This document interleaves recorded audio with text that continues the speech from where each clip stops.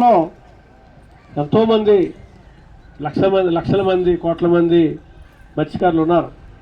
అలాగే ఈ ప్రాంతంలో చూసుకుంటే సుమారు ఈ నియోజకవర్గంలో 35,000-40,000 వరకు మన మత్స్యకారులు ఉన్నారు.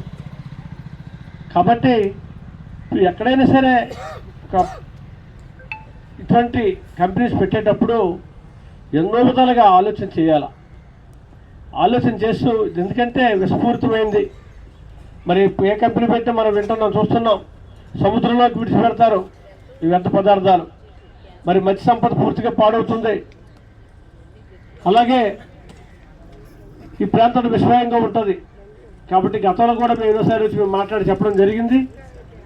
మరి అదే మొన్న అమర్ గారు కూడా నిన్న గురువాడు అమర్నాథ్ మా జిల్లా పార్టీ ప్రెసిడెంట్ గారు నిన్న మా రాయవారం మీటింగ్కి వచ్చారు. ఇప్పుడు నాకన్నా ముందు పెద్దలు చెప్పారు, మీ మండల నాయకులు రామకృష్ణ గారు, మరి అలాగే సుమూర్తి గారు, రామారావు గారు చెప్పడం జరిగింది. ఆయన కూడా అన్నారు ఏం జరుగుతుంది ఏంటి విషయం, మనం ఏం చేద్దాం, ఒకసారి నేను వస్తాను, జగన్మోహన్ దృష్టిలో కూడా పెడతామని చెప్పడం జరిగింది. గతంలో కూడా చెప్పడం జరిగింది.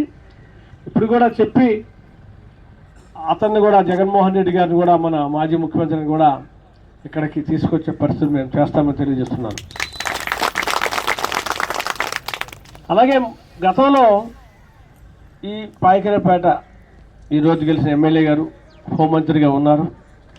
గతంలో ఏం మాట్లాడారో అందరూ కూడా స్క్రోల్ అయ్యింది, మన సెల్ ఫోన్లో చూసాం.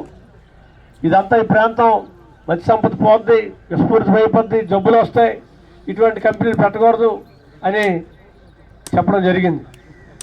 మరి ఈరోజు గెలిచిన తర్వాత, మంత్రి అయిన తర్వాత మరి పెద్దలు నాకు ముందు చెప్పారు, ఏమైనా అసెంబ్లీలో ప్రస్తావించారా, లేదంటే మరి ప్రాంత ప్రజలకు ఏ విధంగా మనం చేయాలి, ఎలా దీన్ని అడ్డుకోవాలి అని చెప్పాలి.